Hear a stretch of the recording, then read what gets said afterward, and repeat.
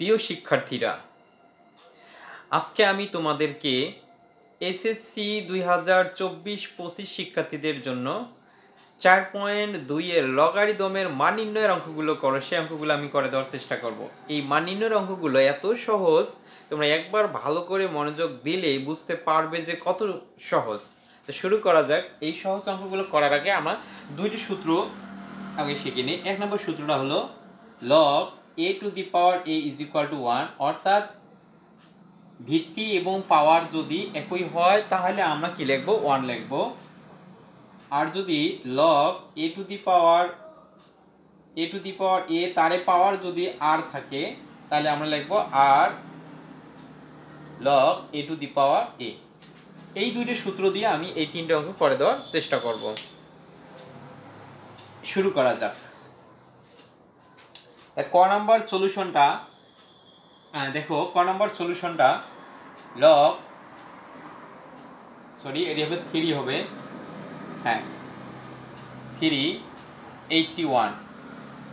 এখন আমাকে চিন্তা করতে হবে এই যে ভিত্তি কি আছে, 3 আছে, তাহলে আমাকে 3 অবশ্যই উপরে আনতে হবে। তাহলে log এই 3 তো সেই 3, এখন 3 নিয়ে তার উপর যদি আমি 4 দেই তাহলে এটা দিয়ে বোঝায় 4টা 3 যদি আমরা গুণ করি তাহলে 3 3 কত হয়? 9 হয়। 3 3 কত হয়? 9 হয়। 9 আর 9 আবার গুণ দিলে কত হয়? 81 হয়। তার মানে 3 উপর যদি আমি 4 দেই, 3 উপর কত 4 দিলে কত হবে আমার? 81। তাহলে অলরেডি কয়তলা হয়ে গেছে? 1 2 3 তলা। তাহলে এটা সামনে চলে আসবে, তাহলে 4টা সামনে আসলো, আর থাকতেছে কি আমার? log 3 to the power 3। একটু আগের মধ্যে আমরা সূত্র একটা শিখছি যে 1 নম্বর একটা সূত্র log a to the power a is equal to কি হবে? 1। তার মানে এই যে ভিত্তি এবং পাওয়ার যদি একই হয় তাহলে কি হবে? 1। তাহলে ভিত্তি আর পাওয়ার একই হলে তার মানে কত হবে? 1। তার মানে কত হবে? 4 কে 4। এটা হলো আমার আনসার। বোঝা যায়? আচ্ছা, এখন আসি আমরা 2 নাম্বারটা করার চিন্তা ভাবনা করি। খ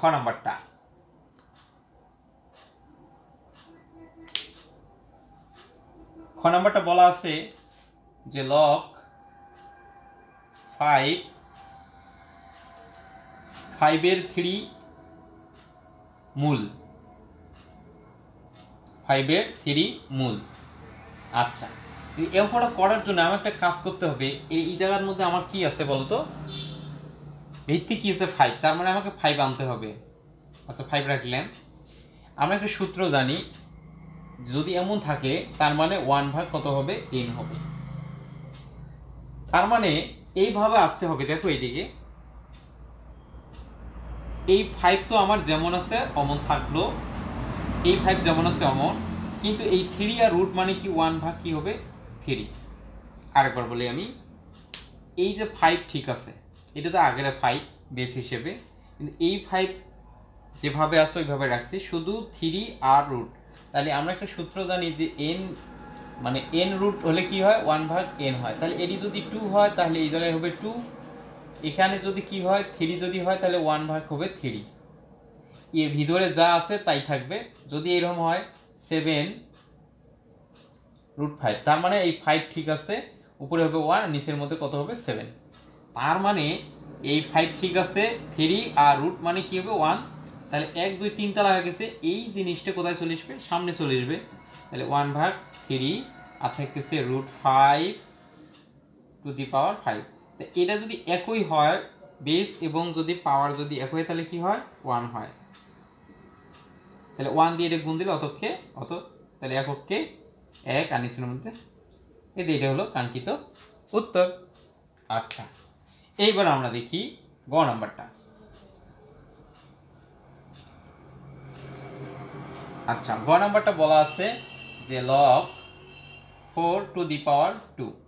প্রথম কথা কি, এই জায়গায় যা থাকবে আমার উপরও তা আনতে হবে। বেস আমার কি আছে? 4। উপরে পাওয়ারও আমার কি বানাইতে হবে? 4 বানাতে হবে। দেখি 4 হয় কি না।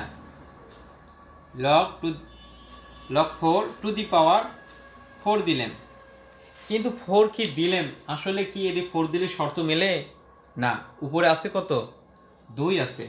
এখন আমি যদি রুট দেই, তার মানে 4 যদি আমি রুট করি তাহলে কত হয় আমার 2। তার মানে এখন শর্তটা ঠিক আছে যে 4 নিছি, 4-এর উপর কি দিছি 2 রুট দিছি। এই রুট দেওয়ার অর্থটা হল 4কে রুট করলে কত হয় 2, তার মানে শর্ত ঠিক আছে। এখন আসি লগ 4, এই 4 যেমন আছে অমন। আমি একটু আগে বলছিলাম যে শুধু রুট মানে কি দেওয়া যাবে হাফ, রুট মানে কি দেওয়া যাবে হাফ, তার মানে এই রুটের পরিবর্তে কি দেওয়া যাবে হাফ। তাহলে 1 2 3টা লেখা গেছে, তাহলে এই যে এই জিনিসটা কোথায় চলে আসবে সামনে চলে আসবে। তাহলে আর থাকতেছে আমার লগ 4 টু দি পাওয়ার কি হবে 4। আমরা জানি যে এই সূত্রটা মনোযোগ দিয়ে দেখো, তাহলে a to the power a is equal to কি লেখা যাবে 1, তার মানে এইটুকু মিলে কি হচ্ছে আমার 1, তার মানে হাফই হয় আনসার। একক এক নিচে 2 যেমন আছে এমন। তোমরা আশা করি এই অঙ্কটা বুঝেছো, আর না বুঝে থাকলে কমেন্টের মাধ্যমে জানিয়ে দিবে, আমি পরবর্তী এই ধরনের অঙ্ক আরো ভালোভাবে বুঝিয়ে দেওয়ার চেষ্টা করব। এই পর্যন্ত, আল্লাহ হাফেজ।